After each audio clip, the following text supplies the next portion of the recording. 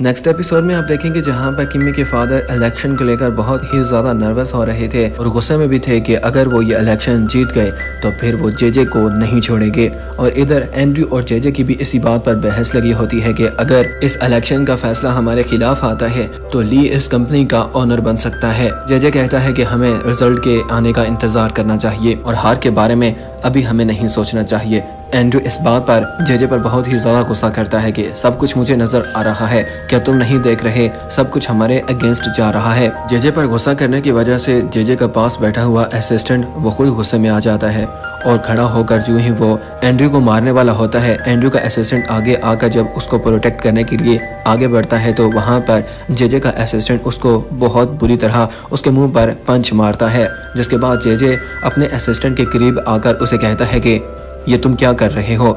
वो कहता है कि आखिर एंड्रयू की हिम्मत कैसे हुई आपके साथ गुस्से में बात करने की। लेकिन वहीं पर अचानक जेजे बहुत ही ज्यादा गुस्से में आने के बाद अपने ही असिस्टेंट के मुंह पर जोर का थप्पड़ मारता है और एंड्रयू के सामने ही वो अपने असिस्टेंट की बहुत ज्यादा इंसल्ट करके उसे वहां से भेज देता है। और जेजे फिर से एंड्रयू को कहता है इस वक्त तुम्हें घबराने की जरूरत नहीं है। ये इतने में दूसरी तरफ से एंड्रयू के लिए चेयरमैन के असिस्टेंट की तरफ से कॉल आती है। जब वो कॉल उसे पिक करने के बाद उस पर बात कर रहा था कि इधर जेजे अचानक जेब में से कुछ मेडिसिन निकालकर उसके ड्रिंक में डाल देता है। चेयरमैन का असिस्टेंट वहां पर उसी पेंडोरा बॉक्स के बारे में बात कर रहा था कि चेयरमैन उसके बारे में जानते हैं और वो तुमसे बात करना चाहते हैं। इस दौरान जब असिस्टेंट एंड्रयू की तरफ कॉल पे बात कर रहा था तो वहां पर नेथन खुफिया तौर पर उनकी बातें सुन लेता है और ये जानने के बाद कि चेयरमैन एंड्रयू को इस पेंडोरा बॉक्स के बारे में सब कुछ बताने जा रहे हैं, वो बहुत ही ज्यादा शॉक हो जाता है। जिसके बाद दूसरी तरफ दिखाया जाता है जहां पर जेजे की तरफ से उस मेडिसिन को उसके ड्रिंक में मिलाने के बाद एंड्रयू इधर अनकॉन्शियस हो चुका था और अपने गार्ड्स की मदद से जेजे उसे एक गाड़ी में डाल देता है और वहां पर एंड्रयू के ही असिस्टेंट को कहता है कि इसने बहुत ज्यादा पी ली है, इसकी वजह से ये अनकॉन्शियस हो चुका है, इसे घर में पहुंचा दो। जिसके बाद दिखाया जाता है उन दोनों के वहां से जाने के बाद जेजे एंड्रयू के अनकॉन्शियस होने के बाद उसकी फिंगरप्रिंट उसने ले ली थी, जो कि अपने असिस्टेंट को देते हुए कहता है कि तुम्हारे पास डोडो ग्रुप के रिलेटेड एक कार्ड होगा, उसको यूज करते हुए तुम पेंडोरा बॉक्स मेरे पास लेकर आओ। जेजे का असिस्टेंट फौरन डोडो ग्रुप कंपनी में पहुंच जाता है। वहां पर वो अपना कार्ड यूज करते हुए और एंड्रयू की फिंगरप्रिंट को यूज करते हुए जब उस केस को खोलता है तो वहां पर वो पेंडोरा बॉक्स नहीं था, वो बिल्कुल खाली था। और वहाँ पे काफ़ी परेशान होने के बाद जब दोबारा जेजे के पास आता है और जेजे को जब बताता है कि वहाँ पर कुछ भी मौजूद नहीं था, मुझे लगता है कि एंड्रयू ने सब कुछ पहले से ही निकाल लिया था। ये सुनने के बाद जेजे बहुत ही ज़्यादा गुस्से में आ जाता है और उसे फ़ौरन वहाँ पर जीना के बारे में डाउट होना शुरू हो जाता है कि एंड्रयू ने यकीनन ये पेंडोरा बॉक्स जीना को दिया होगा ताकि दोबारा वो उसका ट्रस्ट हासिल कर सके। जेजे इस बात को लेकर बहुत ही ज्यादा वरीड था कि अगर उसकी हकीकत के बारे में कि वो एक मर्डर है जीना को मालूम हो गया और उसके खिलाफ जितने भी एविडेंस हैं वो जीना के हाथ लग गए तो वो जिंदा नहीं बचेगा। इसलिए वो अपने असिस्टेंट पर बहुत ही ज्यादा गुस्सा करता है कि जाओ जीना के पास किसी तरह भी और उसे किडनैप करके या फिर जिस तरह भी उसे गेट रिड हो सकते हो अपनी तरफ से पूरी कोशिश करो, जीना के हाथ में कोई भी एविडेंस नहीं लगना चाहिए। मीनवाइल दिखाया जाता है जहां पर इलेक्शन का आगाज हो चुका था और वहां पर किम्मी और उसके फादर दोनों मिलकर वोट कास्ट कर रहे थे। वहां पर बहुत सारा मीडिया भी मौजूद था जो किम्मी और उसके फादर से बहुत सारे सवाल करता है। और वहीं पास रोड के ऊपर दिखाया जाता है जहां पर जेजे का असिस्टेंट इस वक्त जीना के ऊपर नजर रखे हुए था। जीना इस वक्त जो अपनी फ्रेंड के साथ वोट कास्ट करने के लिए जा रही थी और उसकी हर खबर वो जेजे तक पहुंचा रहा था और जेजे उसे वहां पर उस पर नजर रखने के लिए कहता है। लेकिन जब वो कॉल बंद करता है वहीं पर जीना की तरफ से भेजा गया उसका असिस्टेंट जेजे के असिस्टेंट के पास आकर बैठ जाता है। उसके साथ बैठकर उसे कहता है कि यकीनन तुम्हें जेजे ने यहाँ पर भेजा होगा ताकि तुम जीना के ऊपर नजर रखो। ये सुनने के बाद जेजे का असिस्टेंट काफी ज्यादा वरीड हो जाता है और वहाँ पर जीना का असिस्टेंट उसे गाड़ी में ही बातों में बिजी कर देता है ताकि वो जीना के ऊपर स्पाई ना कर सके। जिसके बाद कुछ देर बातें करने के बाद वो दोबारा उसे खाने की लालच देने के बाद जीना के पास ले आता है। वहाँ पर वो बड़े ही मज़े के साथ खाना खाना शुरू कर देता है। लेकिन जीना पास बैठी उसे फिर से जेजे के खिलाफ एविडेंस देने के लिए बात करती है कि क्यों तुम जेजे के साथ अपनी ज़िंदगी भी ख़राब करना चाहते हो। तुम वैसे भी जानते हो कि मैं अदालत में जजेस के सामने जल्द उसे एक्सपोज करने जा रही हूँ और तुम भी अच्छी तरह से जानते हो कि वो कत्ल के केस में जेल में जाने वाला है और उसे सजा होने वाली है। क्यों तुम उसके पीछे अपनी ज़िंदगी ख़राब कर रहे हो। और वहाँ पर जीना का असिस्टेंट उसे कहता है वैसे भी तुम्हारी माँ अभी जिंदा है और मुझे लगता है कि तुम्हें अपनी माँ की खातिर जेजे के खिलाफ जितने भी एविडेंस हैं वो जीना को दे देने चाहिए। लेकिन जेजे की तरफ से उसका असिस्टेंट इस वक्त सिर्फ जीना के पास इस वजह से मौजूद था ताकि वो ये जान सके कि क्या एंड्रू ने वाकई में वो पेंडोरा बॉक्स जीना के हवाले किया था। लेकिन ये जानने के बाद कि वो उसके पास नहीं है, वो बाहर आने के बाद दोबारा जेजे को कॉल करता है और जेजे को बताता है कि वो पेंडोरा बॉक्स इस वक्त जीना के पास नहीं है। जेजे उसे वहाँ से फौरन निकलने को कहता है। जिसके बाद दिखाया जाता है जहां पर वोटिंग का टाइम खत्म हो चुका था और इलेक्शन के रिजल्ट की अनाउंसमेंट होने जा रही थी और वहां पर फैसला जे मैन के हक में आ जाता है। वहां पर वो ये इलेक्शन जीत चुके थे और कोरिया के प्रेसिडेंट बन चुके थे। और रिजल्ट सुनने के बाद जेजे बहुत ही ज्यादा गुस्से में आ जाता है। जे के ओपोनेंट जो इस वक्त प्रेसिडेंट की सीट पर मौजूद था और ये इलेक्शन हारने के बाद जेजे के बाहर आने के बाद वो एकदम से उसके कॉलर से पकड़ लेता है और उस पर गुस्सा करते हुए कहता है कि क्या तुम जानते हो कि ये इलेक्शन मेरे लिए कितना अहम था, मैंने सारी उम्मीदें तुम पर लगाई हुई थी। जेजे उसको बहुत बुरी तरह मारने ही वाला था कि इतने में सब गार्ड्स आगे आकर जेजे को पीछे करते हैं और वहां पर जे मैन को कंग्रेचुलेट करने के लिए ली भी पहुंच जाता है और ली उनको बहुत ज्यादा मुबारकबाद देता है और खुद भी बहुत ज्यादा खुश दिखाई दे रहा था। लेकिन इतने में अचानक उसकी तबीयत खराब होना शुरू हो जाती है, फिर से उसे साल में दर्द होना शुरू हो जाता है। उसका असिस्टेंट मोजो उसके पास आकर उसे कहता है कि मुझे लगता है कि तुम्हें इस वक्त हॉस्पिटल में जाना चाहिए वरना तुम्हारी तबीयत और भी ज्यादा खराब हो सकती है। इसके बाद जेजे को दिखाया जाता है जो घर में पहुंचने के बाद कमरे में पड़ी हुई चीजों को आगे पीछे फेंकना शुरू कर देता है और उन्हें तोड़ना शुरू कर देता है। वो बिल्कुल पागलों जैसी हरकतें कर रहा था कि इतने में उसका असिस्टेंट आकर जेजे को पकड़ता है। लेकिन इस इलेक्शन के रिजल्ट के बाद जेजे का बहुत ही बुरा हाल हो चुका था। ली भी जेजे के पास पहुंच जाता है। जेजे इस वक्त बहुत ही ज्यादा गुस्से में ली को कहता है कि क्या यहाँ पर तुम मेरा मजाक उड़ाने के लिए आए हो।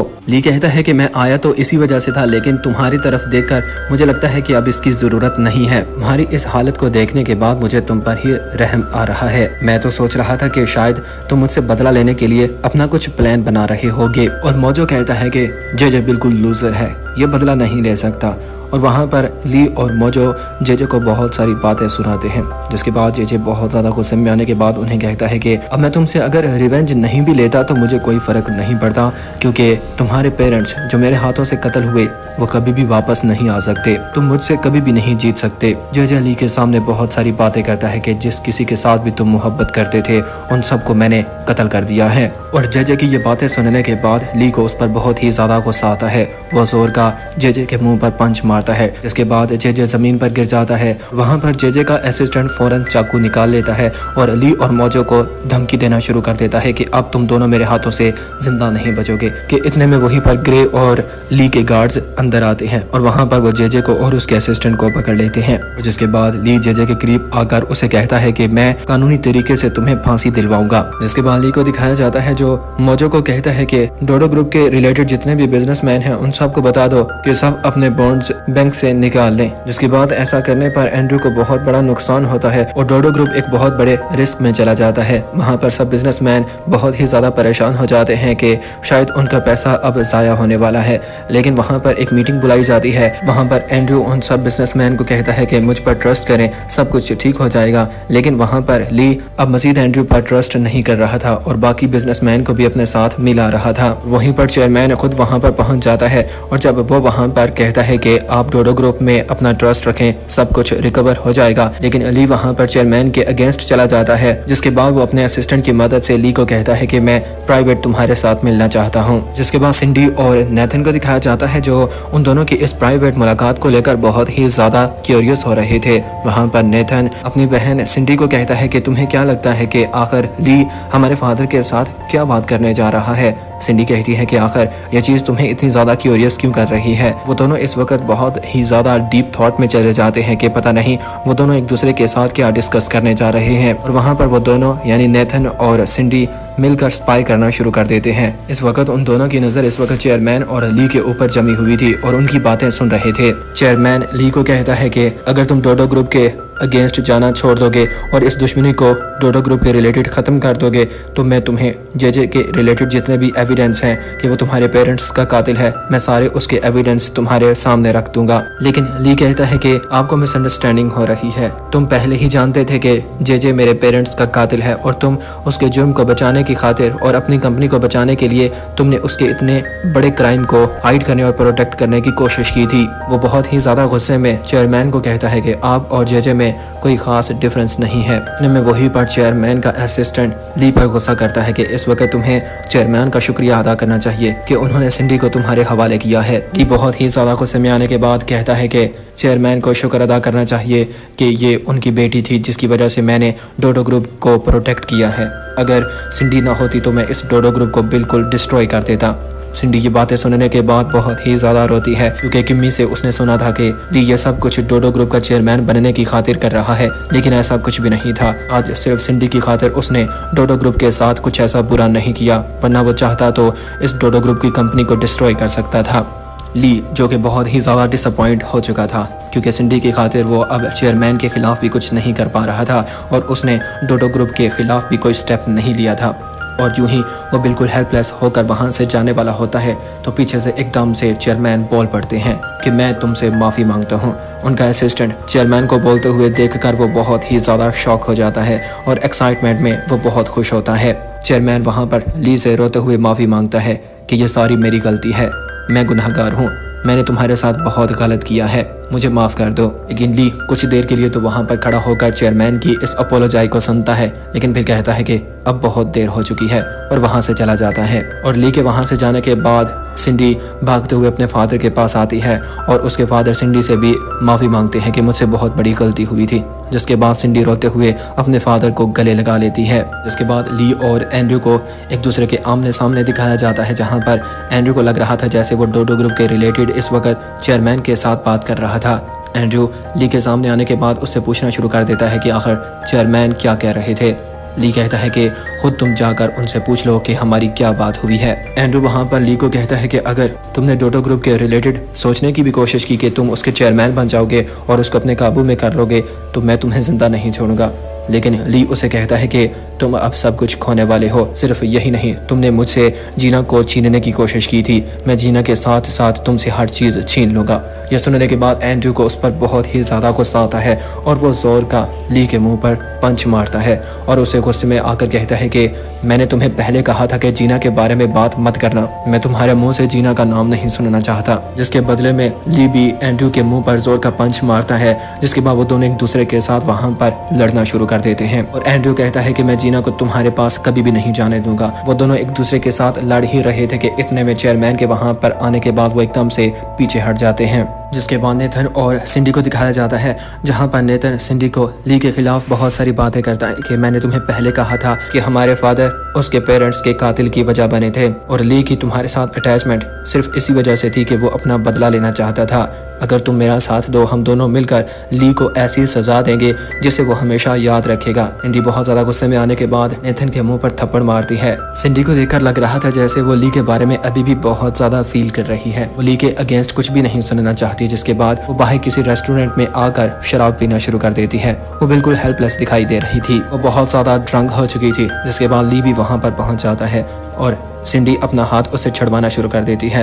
ली उसके करीब होने की कोशिश कर रहा था, लेकिन वो उसे दूर रहने को कह रही थी। जिसके बाद वो अपनी रियलिटी के बारे में भी बताती है कि तुम जानते थे कि मेरे पेरेंट्स तुम्हारे पेरेंट्स के कातिल हैं, लेकिन तुम ये बात मुझसे छुपाते रहे। आखिर ये बात तुमने मुझे पहले क्यों नहीं बताई। सिंडी ली के सामने बहुत ही ज्यादा रोती है और अपनी फीलिंग्स बताते हुए उसे कहती है कि मैं तुमसे मोहब्बत कर बैठी और तुम इसको एंजॉय करते रहे। ली कहता है कि मैंने इसको एंजॉय नहीं किया। सिंडी ली के सामने रोते रोते एकदम से उसे गले लगा लेती है और ली भी वहाँ पर सिंडी की बहुत ज़्यादा तारीफ करता है कि तुम अपने पेरेंट्स और अपने भाई की तरह नहीं थी, तुम एक बहुत अच्छी लड़की हो और मैं वर्स्ट सिचुएशन से अगर निकला हूँ तो सिर्फ और सिर्फ तुम्हारी हेल्प की वजह से। सिंडी ली के सामने बहुत ही ज़्यादा रोती है और उसे माफ़ी मांगती है कि मैं अपने पेरेंट्स की तरफ से तुमसे माफ़ी मांगती हूँ, उन्होंने तुम्हें बहुत दुख दिया है। जिसके बाद ली को दिखाया जाता है जहाँ पर मोजो उसे डॉक्टर के पास ले आता है। वो बुलेट उसके सर में लगने की वजह से उसकी सर्जरी अभी बाकी थी और अभी तक उसकी मेमोरी मुकम्मल वापस नहीं आई थी। लेकिन वहाँ पर ली को वो अल्टीमेटम दे देते हैं कि 6 महीने बाद तुम ब्लाइंड होने वाली हो।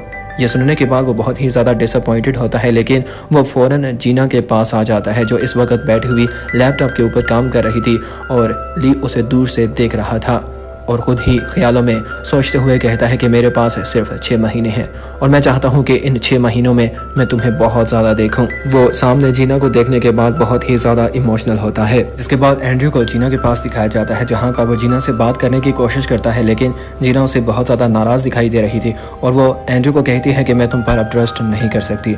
वो उसके साथ बात करने के लिए बहुत ज़्यादा इंसिस्ट करता है, जिसके बाद जीना तब भी नहीं मान रही थी। आखिर वो उसी पेंडोरा बॉक्स के बारे में बात करता है कि मैं वो तुम्हारे हवाले कर दूंगा।